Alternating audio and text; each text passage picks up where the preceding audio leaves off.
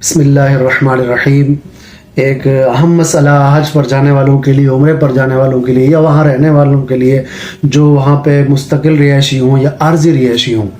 مکہ شریف میں رہتے ہوں اور وہاں سے جدہ آئے، کسی سے ملنے آئے یا شاپنگ کرنے آئے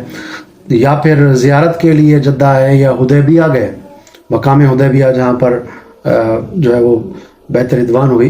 وہاں پر گئے زیارت کے لیے یا پھر جیرانہ زیارت کے لیے گئے، تو کیا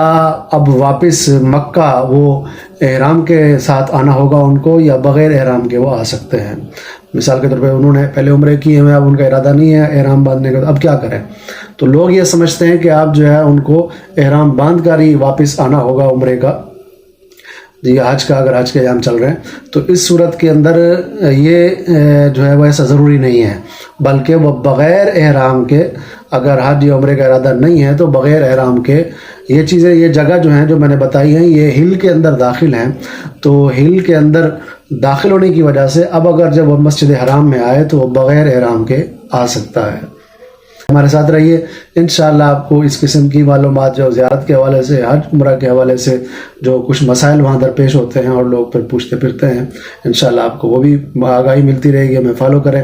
اس ویڈیو کا آگے شیئر بھی کریں تاکہ دوسرے مسلمانوں کو اس سے آگاہی ہو، اور ہمارے ساتھ رہیے، لائک کیجئے، آگے شیئر کیجئے۔ اگر کوئی مسئلہ پوچھنا چاہتے ہیں، وہاں ہیں